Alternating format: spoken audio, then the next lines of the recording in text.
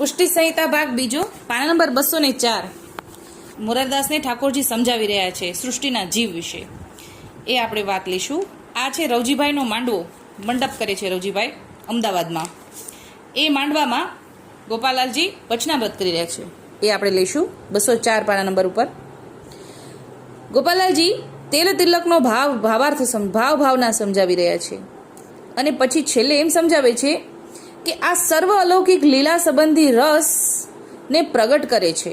આ તેલ તિલકની ભાવના એ સર્વ પ્રકાર અમારી નિકટવર્તી પુષ્ટિ સૃષ્ટિના જીવ માટે જ છે. તેલ તિલકનો પ્રકાર છે એ નિકટવર્તી પુષ્ટિ સૃષ્ટિના જીવ માટે છે, અન્યથા કોઈનો અધિકાર નથી, તે નિશ્ચય જાણશો. એટલે અગાઉ આ જે વાત છે એ તેલના પ્યાલાનું સ્વરૂપ, માળાનું સ્વરૂપ અને તેલનું સ્વરૂપ, આ સ્વરૂપ વિશે સમજાવ્યું. અને હવે એમાં આગળ મોરારદાસ સવાલ પૂછે છે કૃપાનિદાન, એ સૃષ્ટિના જીવને કેમ ઓળખાય અને ક્યાં છે? શ્રીજીએ આજ્ઞા કરતા કહ્યું, અરે મોરાર, તે જીવનું પ્રાગટ્ય અહીંયા અમારા સંગે જ છે, બીજા કોઈ ઠેકાણે નથી. કયા? ઠાકોરજીના નિકટવર્તી પુષ્ટિ સૃષ્ટિના જીવ. અમારી શ્રીઅંગની સૃષ્ટિના જીવની સાર કરવા માટે તો અમો ભૂતલમાં પધાર્યા છીએ. તે પુષ્ટિ સૃષ્ટિ અમારી છે, તે સર્વ અમારા અંગરૂપ છે. તે અમારી સાથે લીલા વિલાસ કરીને સર્વ રસનો આસ્વાદ લેવા માટે ભૂતલમાં પ્રગટ્યા છે. અહીંયા ઠાકોરજી એમ કીધું કે એ બધાય મારી સાથે લીલા વિલાસ માટે જ પ્રગટ્યા છે. એટલે જેટલા પણ આપણા ગુણમાલના પ્રસંગો આપણને આવે, પુષ્ટિ સંહિતામાં પ્રસંગો આવે, એ બધા ઠાકોરજીની સાથે લીલા જ કરી રહ્યા છે. એમાં બીજો કોઈ અન્યથા ભાવ ન લાવવો. એ ઠાકોરજી અને ભગવતી બંને મળીને લીલા કરીને આપણને સમજાવી રહ્યા છે આ કરવું કે આ ન કરવું. એટલા માટે અહીંયા એવું સમજાવ્યું છે કે અમારી સાથે જ લીલા વિલાસ કરવા પ્રગટ્યા છે. તે લીલા રસનું ભગવદીઓએ સર્વ ગ્રંથમાં વર્ણન કર્યું છે. જે કૃપા સંયુક્ત પ્રગટ્યા છે, અમારી કૃપાથી સર્વ લીલા ચરિત્રનો રસ અનુભવ સર્વ વાતનો સર્વ ગ્રંથમાં પ્રકાશિત કર્યો છે. અહીંયા ગ્રંથો જે કયા છે એ બધા જ આપણા કીર્તન સંગ્રહની અંદર જ બધા ગ્રંથો આવી જાય છે. લાલ કીર્તન સંગ્રહ છે ને એને બધા જ ગ્રંથો છે. ભગવદીઓ જે લખીને ગયા છે, ભગવદીઓના નામ માલકા, ભગવદીઓ ઠાકોરજીના સ્વરૂપ, ઠાકોરજીની લીલાનું સ્વરૂપ, એ બધા જ કીર્તન સંગ્રહમાં છે. એ બધા ભગવદીના ગ્રંથ લખાયેલા ગ્રંથ વિશે ઠાકોરજી અહીંયા ઉલ્લેખ કરે છે કે ચરિત્ર રસ અનુભવ સર્વ વાતનો સર્વ ગ્રંથમાં પ્રકાશિત કર્યો છે. તેમાં કોઈ સંદેહ નથી, કારણ કે અમારા સાક્ષાત પ્રગટ સ્વરૂપનો અનુભવ પ્રાપ્ત કરીને દ્રષ્ટિથી નિહાળીને વર્ણન કર્યું છે અને હજુય કરે છે. એટલે કે જે સાચે સાચું અનુભવ થયો છે એ જ બધો એમણે લખ્યો છે અને હજી પણ લખી રહ્યા છે. અમારું પ્રાગટ્ય કેવળ ભગવદીઓને માટે કૃપા સંયુક્ત ભૂતલ મધ્યે સ્વરમણાર્થે સ્વમનો અભિલાષિત સ્વ મનોરથ પૂર્ણ કરવા માટે અમો સ્વ ઈચ્છાએ પ્રગટ થયા છીએ. ઠાકોરજીનું ભૂતલમાં પ્રાગટ્ય લેવાનું કારણ સમજાવે છે કે અમારું પ્રાગટ્ય કેવળ ભગવદીઓને માટે અને સ્વરમણાર્થે, એટલે કે ઠાકોરજી પોતે રમણ કરી શકે એના માટે, ભગવદીઓની સાથે રમણ કરે, ભગવદીઓના હૃદયમાં રમણ કરે, સ્વમનો અભિલાષિત સ્વ મનોરથ પૂર્ણ કરવા માટે પ્રગટ્ય થયું છે. અમારા સ્વરૂપને અમારા નિજી સૃષ્ટિના સેવકોએ જાણ્યું છે. એટલે ઠાકોરજીનું સ્વરૂપ કોઈથી ન ઓળખાય. ઠાકોરજી કોઈને જણાવવા જ ન દે. એને બીજા બધા જે જીવો છે એને માત્ર ગુસાઈ બાળક જ લાગે, વલ્લભકુળ બાળક લાગે, અથવા તો સામાન્ય મનુષ્ય લાગે, અથવા તો બ્રાહ્મણ લાગે. બસ એનાથી વધારે કોઈ ન જાણી શકે. પણ ઠાકોરજી જેને જણાવવા માગે, ઠાકોરજીના નિજ અંગીકૃત નિકટવર્તી છે, એને પોતાનું સ્વરૂપ ઠાકોરજી બતાવે છે.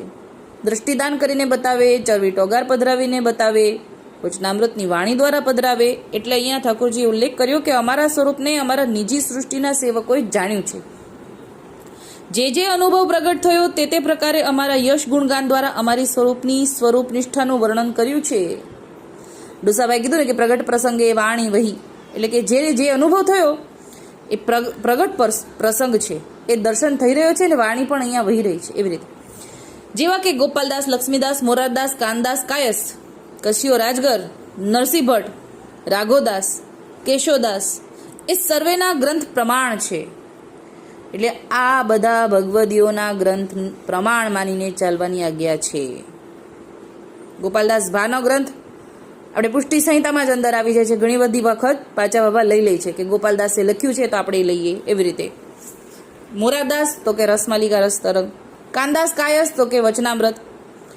એવી રીતે આ બધા ભગવદીઓના ગ્રંથો પણ છે, ગદ્યમાં પણ છે ને પદ્યમાં પણ છે, કીર્તન સ્વરૂપે પણ છે, આખ્યાન પણ છે.